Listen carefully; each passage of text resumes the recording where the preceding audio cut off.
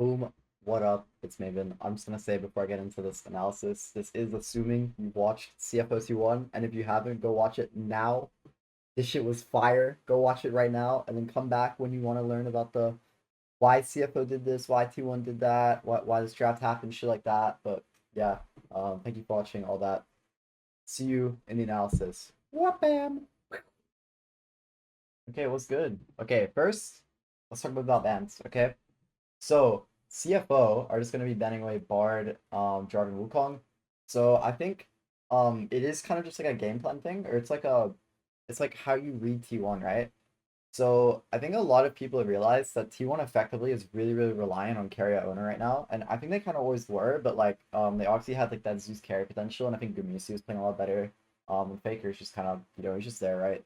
But I mean, yeah, I think Bard FlyQuest kind of made the mistake of just trying to like, I guess like give the Bard to Keria and then kind of just see what happens. Not see what happens, but like they had a plan for it, but it didn't really work, right? So I just think Keria is just so goated on that champ, and I think he's goated on any of these like hyper like range, like not like hyper agency kind of like range supports. So like Bard, Nico. I mean a lot of enchanters, but I don't think they'll play them to be honest. So I think just betting away the Bard, and then they might have a plan for the Nico, which I think they did, and I think they executed on it pretty well, which I think is nice. And then Jarvan Wukong is just because like I think most games that T1 kind of comfortably win is just because owner's on a pick that has a lot of agency in the early and mid game, and he's able to just get a lot of like really good angles off. And I think Jarvan and Wukong are probably the two best junglers at that. I think Xin Zhao is extremely strong in skirmish and team fighting, but he can't really get the same angles that Jarvan Wukong can get. And then, I mean, Vi as well, but I think Vi thematically is just way easier to counter, and it is just kind of a weaker champion, especially when Kiana exists, right, in this meta. So yeah, I mean, T1 bans are pretty standard. Yunara, I think it's just because they were angling the Jarvan 4 and they're kind of scared of it, but I don't think it's too good. I mean, people will argue that like, oh, it can get pushed early in some lanes, but it is a little bit Capachungus. It is very dependent on like, if you play Kaisa the Yunara, like Yunara will just like fist her, right? But like if you do play, you could play Kayla, you can play all the other things into it, and then I think Yunara does become a little bit hard. And especially Yunara with no enchanter. Like Yunara has a Karma or Lulu. I think there's an argument, but yeah. Azir ban is for Hongq, but I honestly think it's bad to ban Hongq's Azir. I don't think Azir is that good of a champion right now. And there are a lot of counters to it. I think that Faker would be very good at, like Ziggs. And I mean Akali can come out as well, but I'm not sure if they want to do Akali Azir into Hongq and it's a CFO like this. But I mean I feel like you're just taking a champ away from Faker because they're not gonna be one Azir. Um so yeah, I mean, it is a little bit weird. Like, I think they'd rather pick the Rise, and maybe it's just I think a Rise is their matchup, but I don't think it's that bad. And then Orianna, I think is a good ban. Honky's kind of a demon on Orianna, and I think CFO play really well around Orianna combo. Um, yeah, I mean that's fine. I think bans are all fine. So B1 is just gonna be Rise. So like, I think B1 Rise is kind of like a very common theme this tournament, and like a lot of teams like it just because like you get this like insane like you have very good gank setup, like EW flat, like Flash W on Rise is just like kind of OP with certain champs. Like you pick a Yunari, you pick a Shinzao, whatever, you can kind of just like nuke someone early game off of it and get like a lot of pick potential. Um, which is nice, but it also just like I feel like Rise turns the game into kind of like a mini RTS where it's like, he is just able to push these side lanes out and it is kind of a macro game and it's like you get a lot of these extremely good looking Rise ults out. So like a thing that T1 actually likes to do a lot is they'll pick this Rise and they'll kind of like feign Dragon like objective. And then it's like when they show the mid wave and there's no vision on mid, they just fucking ult into Baron Pit. And then like enemy team thinks, oh, they're still like kind of feign contesting, we have to be a little bit careful. But like yeah, and then it also allows a lot of overload plays, kind of in lieu of like a Vitalia type of thing on sides. Although I think it is just superior to Vitalia. I think Vitalia is really bad, but it's bad for different reasons. But I mean, like, I think other than that though, like, I think one thing I will say that can come out, I'm just gonna keep my shit in the middle. I think, B1 Rise, there are a lot of answers that come out. I think the most obvious one to me, at least in this meta, is Anivia. People would say Cassio, but I think Cassio is actually a lot more situationally dependent in the sense that Cassio kind of like doesn't really outscale Rise, to be honest. It is kind of just a bit of a lane bully, and it depends a lot on what Cassio builds. So Cassio just goes vegan like Roa Saras, which is really bad, by the way. She will kind of just lose to Rise eventually. And Rise will just be able to kind of ignore her on side. Like it's not that real of a thing. And they are 5 Cassio here, but it's a good Cassio angle for other reasons. To be honest, I think Anivia would just be superior though. Anivia effectively just beats Rise at every point in the game. Anivia's fucking levels are insane. She has like 330 base on her Q, 310 base on her E or something, level 5. Um, so you're like literally just gonna nuke people. Like you're building infinite mana items, so it's like, you know what I mean? Like it's not really a mana problem. Like it's just the most like Anivia is probably one of the most OP champs right now in the game because you can flex it in multiple roles as well. Like you could even AD support depending on what happens in the game, but top mid is kind of like the most concrete Anivia lanes, and I think her best by far. But yeah, I mean like this Anivia champ would honestly just be checkmate here. Because they are just gonna have to go like thematically with Rise. Like, I mean, they can pivot, but then I think the Rise lane does become really sad, and I think Anivia will always have some value. If they pivot into like full engage, or if they pivot into like full like poke. I mean, poke will harm Anivia quite a bit, but I think if you already pick the Rise and you pivot into poke, it is kind of weird. Like you might just be stacking too much magic, and then things can happen. But like I think if I was drafting here, it would definitely just be like Anivia, and then I mean you have so many options. Shinzao could come out, this could come out, this can come out. Um, I mean I definitely think there is a world where you do just slam. I think this is probably correct. Um, and I mean I kind of think like it is a little bit hard though if you go Kaylin here because they can just target the bans on these two. So it's like if you go Kaylin and then jungle, they just ban Nico and whatever other support carrier can go. Like you just ban Nico. What would you ban actually? I mean, like he ended up going Nico. So he ended up going Nico. So it's like you ban Nico, you ban just like whatever. Two support bans. Like these two support bans come out, right? And that kind of fucks you. Or it's like two jungle bans come out and then they'll ban Shin Zhao Bai or something, and then it's like, well, if you need AD, like what are you forced on? Like there's kind of like a very few options in the game. You could Pantheon, I guess, but I think Pantheon does feel a little bit bad right now. I don't think it's as good as it used to be. But yeah, I mean, you could honestly just drop Anivia because they're not gonna ban Anivia and they're not gonna pick Anivia. So you could drop it, and I think this just becomes really really OP. And then also like it becomes even more OP when you see these champs. And then like R4 as well, you just maintain top mid flex, and I think the game just looks really really good for you. Um, but I mean, yeah, they opt for another line, and I think it's not necessarily that terrible. So obviously they go Caitlyn, right? Caitlyn, I think Gumisi, it's one of his best champs, and they're also denying it from Doggo because it is one of Doggo's best champs as well. But I think the champion itself is really weak to certain things. So it's really weak to like an Ashe lane, for example, which is really I think underutilized. I mean, Ashe is incredibly OP, but we just aren't picking it for fun.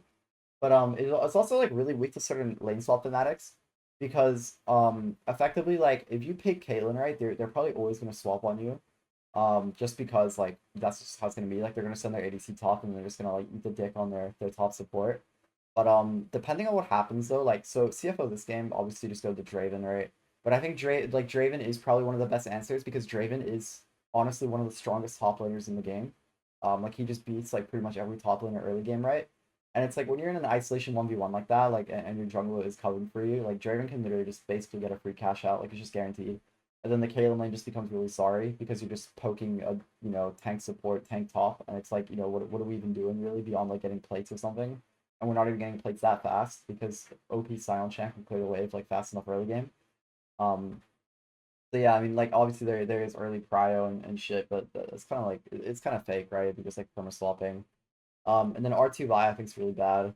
And I think it's bad because like Vi isn't necessarily a bad champion per se, but I just think that like picking it this early, like it's just why not just go Shinzao? I mean, why not just go even Pantheon? Like why not just go? There's a billion other things. Like I think Rise thrives in stand your ground scenarios, and I think when you see Rise, you pick an Anivia or you pick maybe a Cassia depending on game, and then you go like Giga range. Like you just want as much range as possible. So Caitlyn is kind of good early here.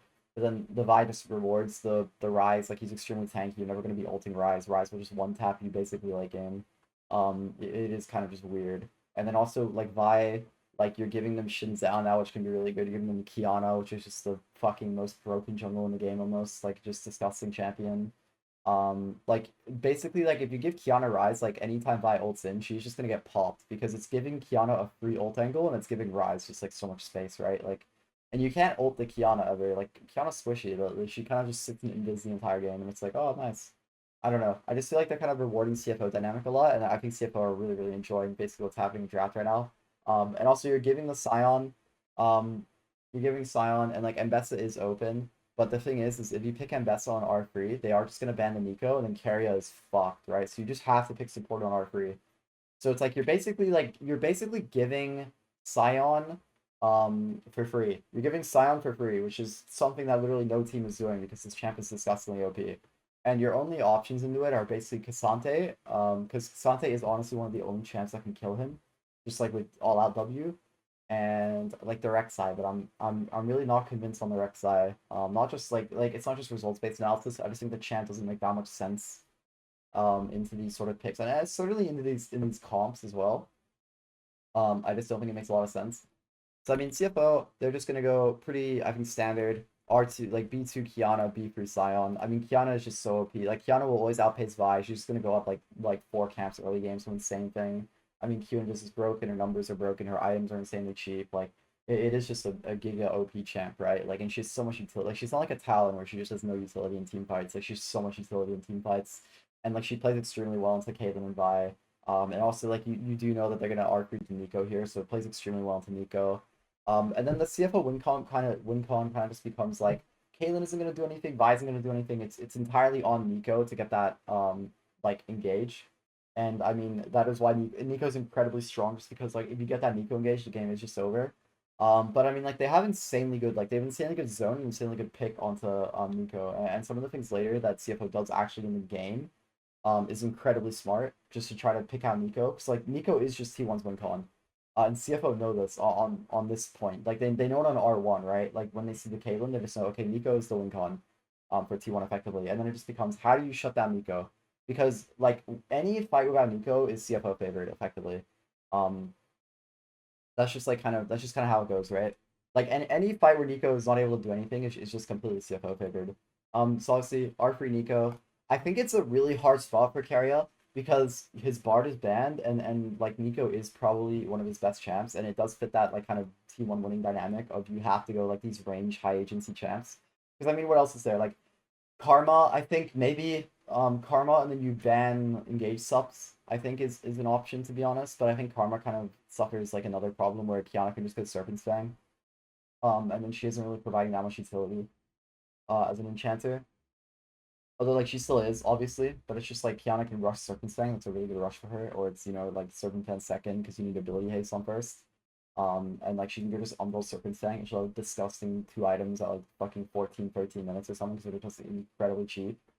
Where it's like probably like it's like 1.5 normal items basically for those like a quarter normal items. It's like 4K gold or something for both, almost.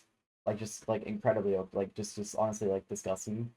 But yeah, I mean they go Nico. I think they kind of have to some extent. And I mean like ball lane is still unpicked, so it's like they might be able to abuse the 2v2 of Kayla Nico. But I think when the balling gets unpicked like this, I think you have to assume that they are going to do some swappage, and obviously Scion comes out, right?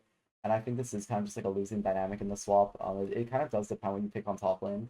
I think you have to pick a champ that's able to 1v1 most ADCs, but I think the genius of Draven is that he is basically able to 1v1 every single top laner in the game. I think there's very few top laners that can beat him. There probably are some examples that can, at least like early game, right? Like late game it's different, but like in the early game Draven is just incredibly broken. And I mean like the counter to Draven top is just having pressure on him, right? It's gonna be pushing, but the entire thing of swapping is that you're kind of negating that. You're just letting them play isolated 1v1, and then Draven will always just thrive. So Karma Ban comes out. I think Karma Ban makes sense because I think T1, if they're assuming they aren't swapping, the only lane that CFO can go that's playable is like an Ashe Karma and Ashe Seraphine. And Seraphine is kind of like, I think it's more mid than Karma this game. So Karma Ban coming out is good. I mean, what else is there? Talia Ban, I think Talia Ban's good because the thing is Talia Vi, I don't like it because you lack a lot of damage on mid jungle combo, and then Talia goes vegan items, and then a lot of teams just end up drafting like not enough damage. But I think you do with Nico going Proto Belt and then Caitlyn items. I think you have enough damage to go Vi Talia, and obviously you don't know what the top is. Like Rek'Sai does a decent amount of damage, to be fair. So like I think Talia would actually slot into this game nicely, and it is one of Faker's best champs. And I think the main thing is they just want to like get that stability off of Faker. they kind of want Honky to just be able to just like chill in lane and then just like scale into the game a lot. And I think like if Talia, it's like Faker picks Talia and is able to just kind of like lock Rise into lane a little bit and just get the roams off. Like I think that is a lot of like I think that is pretty scary. And then obviously like the side plays into like these like swap kind of things is a bit scary for CFO. So I think Talia ban makes a lot of sense. And I mean like I think Leona's just ban. I think they split their bans basically between they ban Karma in case CFO wants to lane, and then they ban Leona just for the like team comp basically. Like the two options of CFO, as I've said, it's either they pick Ashe something in lane or they just like sack and then swap with like Draven or whatever kind of like very abusive ADC there is, like Kog'Maw even. Like I'm not too sure. I gotta think about it. I think Draven is probably the best pick just for like laning in general. Caitlyn is there, but Caitlyn's like taken obviously Varus extremely strong as well in top lane, but it is just less oppressive than like Varus. Like Rek'Sai could probably lane into Varus, but I don't think Rek'Sai can lane into thingy. But yeah, Leona's just a team comp ban. It's just like pretty good until like these champs, right? Where they have like kind of like self CC and then Leona can just like layer the CC on them and like nuke them. And best of that makes sense. I mean, like you kind of just have to, right? It just gives really good engage. And I mean, like the thing is the entire thing is like the draft is bad for T1 because they can't pick Mbessa on R3 because then Nico gets banned. So like you kind of like Mbessa is a locked ban. The only ban that they really had any agency over was the Talia ban, but I think Talia is the correct ban in this case. So I mean that's good. And then I think R4 they just end up going Rek'Sai. I mean like bro, Eastern teams love Rek'Sai into tanks, and I'm not entirely convinced of it. It's because like when they changed Rek'Sai, so she's just incredibly like she can just kind of like heal in lane and survive, and then basically whittle you down with E, right? It's like the E change is the big thing, um, because it just max HP or whatever. But it's like I don't think it's that good. Like I think if you look at CFO's champs, Rek'Sai is just not able to play the game, right? Like Rex, she'll get nuked by Kiana, she'll get nuked by like Sion will just zone her, Rise will EW on her. Like I don't think she's really able to play the game. And I think obviously like in swap as well. I mean they're not expecting Draven is the thing. Like they just can't haven't prepped for it, and I think it's extremely smart game planning by CFO to go Draven here. But I mean, yeah, I don't think it's good. I think what you do in R4 is you probably just pick Cassio here because I don't think like anything you see on B4, B5 is gonna fuck Cassio that hard unless they go Mega Poke. But then if they go Mega Poke, like you're chilling because then you're playing Kate Nico, and then they probably the swap isn't that bad, and then you can just kind of chill into the game, right? So I think you probably just R4 that, and then you save R5 for top, and then you can kind of just maybe get like a very good like thematic counter. Like I think you can probably get a better answer than Rek'Sai here. I mean even K'Sante is probably better. I think K'Sante this game would actually kind of go hard because you are just able to actually peel a lot of these champs off. Like peeling off Kiana is probably very valuable, I think. Um yeah, I mean like obviously Doggo, they just go Draven and Alistar. So like this shit is so smart by the way. Like they plan for this Rek'Sai pick and they go, okay, what ADC can we swap into Rek'Sai that'll just shit on Rex or yeah, that will just shit on Rek'Sai, right? So it's like they're just laning Draven top on one. I mean, Draven top's just one of the strongest, like most impressive top laners in the game, especially in isolation, which is swap guarantees, right? Um, and you basically guarantee that he's gonna get ahead from passive stacks. He's gonna stack passive, and like the thing is Haley Nico lane as well. Like the jungle's gonna play towards it, so you can effectively guarantee a dive onto Rek'Sai pre-6 and then get Draven cash out, and then he's always just gonna be ahead of Caitlyn because he's going to be matching plates, matching CS, and then he's just going to have the insane like passive like cash out, right? And obviously he goes Bruiser Drave in this game, which is really smart as well. I'm not sure about the Hex Plate to be honest, but I think like a variation of Bruiser Draven where you can go maybe Black Cleaver or like Sterax, like shit like that, I think can actually be really good just because his Q is fucking busted. He just does so much AD. Like you don't really need the crit on Draven to be honest. It's just kind of like a win more thing going crit.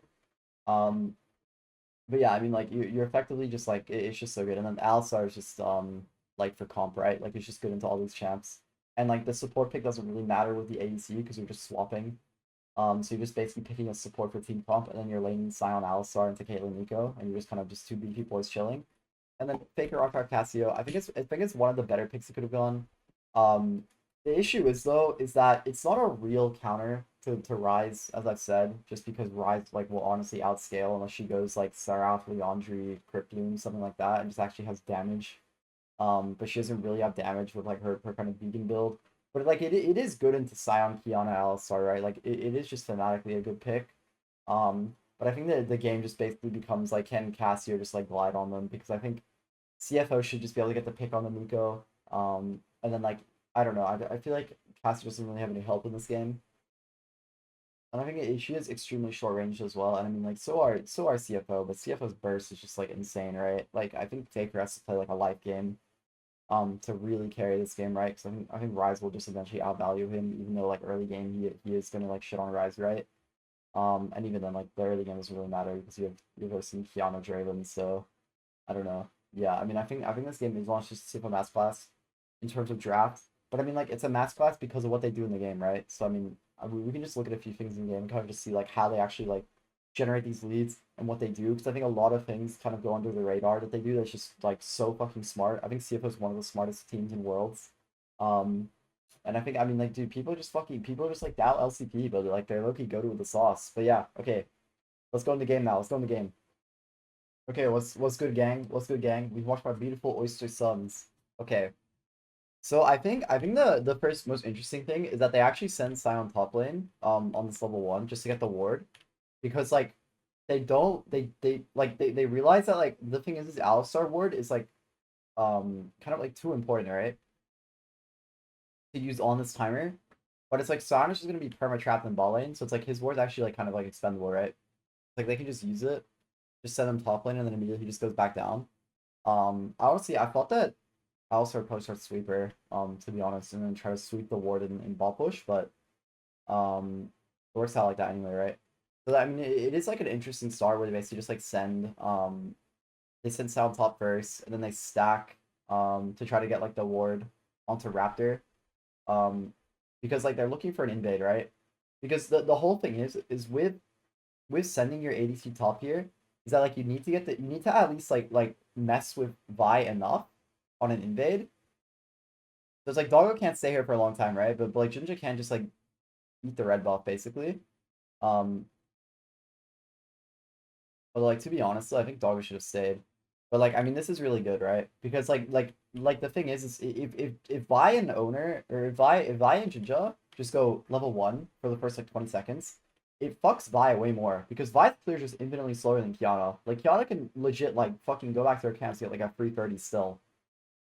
Like even wasting this much time, like it's just such like a broken champ, right?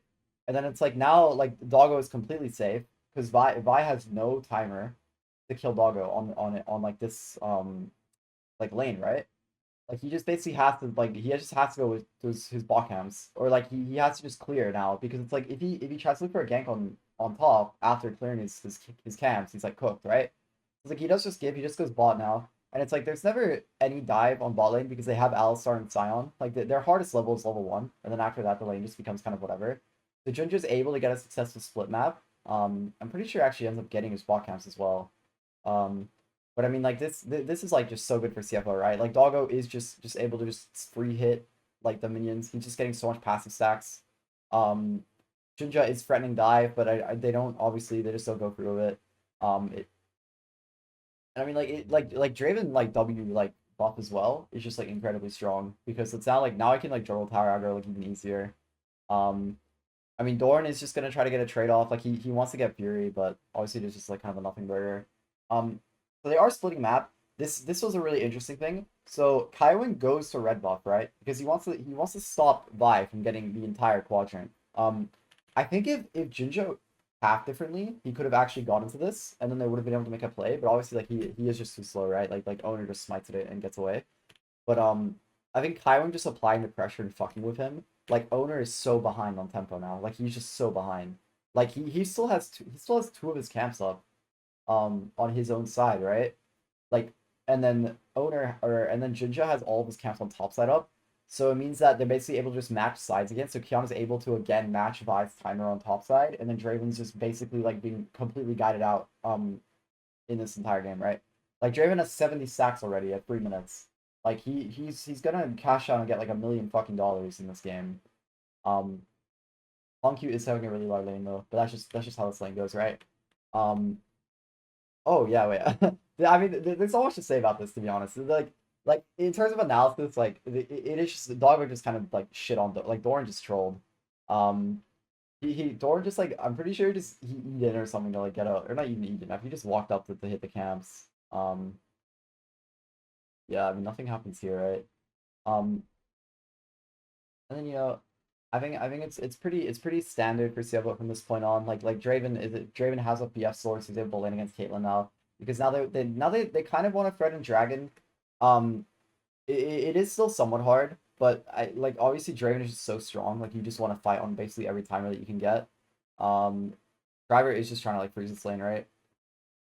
I mean he gets the freeze off, which is really insane. So Rek'Sai is just even more like fucked.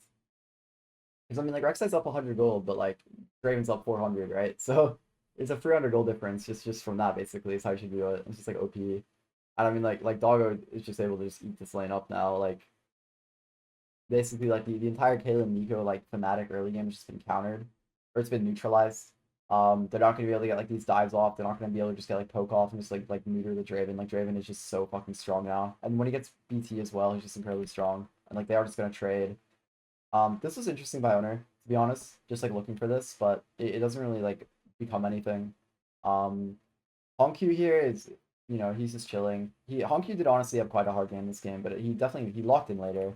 But yeah, I mean like this early game is just kind of like a bit of a. There's not too much going on. Um, I think most of the interesting things were in early game. And I mean like to be fair though, a lot of it was just like Honkyu was sacking his HP to try to get Pryo or just go even in the lane. I mean, like here's just like, bro, this is why Vi is just fucking broken. Like he just completely outpaces Owner. And I mean, like Owner just has no flash now. No flash on Vi is like incredibly big. Like he just like he's like has so like his plays are just completely like neutered now. Like he just can't do certain plays. And they get Doggo back in top lane to just try to get this grubs as well, which is really nice. And I mean, it is hard for T1 to contest, right? I mean, like T1R maybe slightly stronger on this timer, but the thing is Draven is just like Thanos, right? And then they're never gonna get like a good Nico ult on this timer. And then yeah, really, I mean, there's a thing where you could probably Rise ult in like the middle, and then just like try to. I think you can glitch the Rise ult over the red buff, and then Sion doesn't have to flash. But I mean, like this is always just like I mean T1 are just like overplaying, right? They're not overplaying, but they're just like rooting for no reason. I mean, Rek'Sai gets a lot. This is just bad by Honky, right? He's just like face checking Rek'Sai, and he's like knows he's there. And then, I mean, yeah, it's just like replays. And then, yeah, they just open up bot side again. I mean, they basically just want to like defend their bot tower, right? That's like the main thing. Sion into Rek'Sai, like Sion is just like kind of chilling. There's like I feel like nothing really happens in this lane. I mean, Dorn is still like they're pretty even because Dorn just doesn't have Titanic yet. Like Dorn needs Titanic before he can really do stuff. And I mean, Honkyu, again. I mean, this is a good look by owner, to be honest. Like, he has to play on his Cassio lane to do anything. He can't really play into the Draven because he's just going to get one tapped, right? He doesn't have Flash. He needs Flash to play in the Draven, basically. But yeah, I mean, like, Honkyu's just, like, punished for no Flash. And then, like, this drag just basically, like, should just go over to them. I mean, it was a cute attempt by Jinja. I mean, I think it's always good by CFO to contest. Um, and then there's just, like, I mean, Driver also had, like, a ult angle. And then this was really smart as well, by the way. So like basically, I mean, Driver's just trying to bait them into going in on him, right? Because they already have free groups, and then they just get this like really fucking amazing rise ult out, just like a really good play. And I mean, like this was like to an extent it was T1 trolling, but it's also just CFO actually looking for that play and just getting Driver to bait like that is just like really fucking smart, right? And then I mean now it's like next objective is just whatchamacallit. I mean, it is just fucking. It's like Rift. It's Rift, but it's also like the towers come into play. Just play around. I mean, like because Rise is at the point in the game where he's just able to like kind of just push out lanes right into Narnia.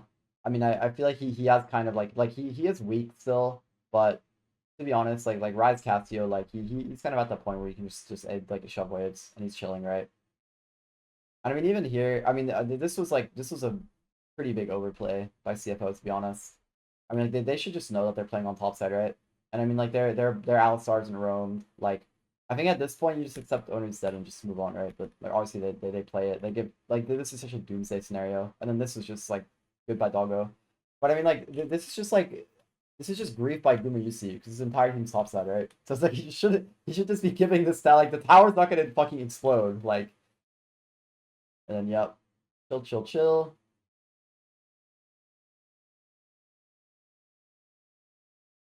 mean, I think I think an interesting thing of the Draven lane is just the fact that like he is just so strong now that like Kayn literally just can't play the game to him. Like I think in theory it's obviously Kayn favored, but like I mean when you get the swap off and you just accelerate Draven by 2.3k gold in 15 minutes, like he's just gonna like literally shit on this guy. And I mean W buffs as well actually like really help him into this Kayn. I mean Jinja here. I mean the thing is like Jinja is not even caught out. This Kiana champ is just disgustingly OP. Like wow, cool man. I mean I don't know. I feel like I feel like the main things in this game is just kind of Tion trolling. I don't think there's anything like that big going on. Like Vi cannot ever engage on the Jinja like that. Like his Q is up. I mean Kaiwing gets that. I mean Draven as well. I mean like the thing is they're fighting on like if you look items like Vi doesn't have Black Cleaver. Cassio's 2 items, which isn't like Cassio 2 items is not even that strong. She doesn't have Leandri. Your Caitlyn's on 1 item. And then Rex has on 1 item, right? And it's like Sion's effectively 1 item as well. She just has Build-A-Bear Workshop. Like Kiana is like infinitely stronger with Profane Brutalizer. I mean, like Cassio is way stronger than Rise, but the thing is the question is just becoming like, can Cassio free hit in this fight and just kill everyone? And the answer is like no, because there's no one creating space for Cassio. Because like Rek'Sai and fucking Vi are just gonna get one tapped, right? Like Vi cannot ult, and I mean Doggo when Hex played second, so just fucking tanky, and he gets so many stats from ulting. Like it is just like a really bad time to fight on. This Rift doesn't lose you the game. Like you don't have to play Rift. Like you just don't have to. And I mean like also this Rise level is really good. The combo with Sion, and then yeah, I mean this is just like Driver just has to give tower here. I mean like they're cross snapping, right? Like it's not the end of the world. And I mean here honestly, I mean this is why you pick Rek'Sai, I guess. His champ's just OP, right? Like what the like. I guess maybe this champ's more OP than Kiana. I don't know. It might be. And yeah, I mean this is just like I mean it's cute. Like T1 are looking for plays. Like they haven't given up, right? But I just think like it is so fucking hard to look for plays on Draven when he has fucking when he has Hex plate and fucking like his WMS, right? I mean like this tower's just gone. Like I mean I think the really like awesome because there's not too much in terms of early game analysis that's like really crazy. I think it was mainly like draft and I think it's mainly draft in like the later stage of the game. Like this is really nice by the way. So the first thing you should notice is when CFO starts Otacon, they drag it, right? And like this is like kind of secret tech. It's not really secret tech in like pro play, but like I think for amateur and tier 2 and stuff, people don't really do this. Like you drag it out to here, right? So it's like if T1 were doing this, they drag it here, right? And then this way, like you're basically defending both angles really, really well, right? So it's like if you just do this in the middle, you give them the ability to flank around this way and they can flank around this way, right? And then like they can come through here and like there's a lot less like space between you guys. But here, there's immense space between Tribrush and you have this defended obviously, right? Because you're coming from this way. And then now this is also defended because you're doing it out here, right? Like you have chance here. You'll have like Sion or someone like zoning here. And then it just becomes like it becomes an incredibly hard Otacon take. I mean obviously Otacon always shreds. Like Otacon shred is real. But I think like CFO are forcing just because like they have insane turn, right? Like I mean like it's just a thing of like Kiana is just gonna be able to get a pop on someone like Hong Q E flat. Like this is really good by the way. Hong Q just finds a really, really good angle on the faker here. Cassio W is a bit bad. Like he needs to be Wing probably for down here to be honest, because like Honky doesn't do anything here. I mean like Faker like Dogger running up is kinda like I don't know if you can stop that. I mean Kiana's late as well.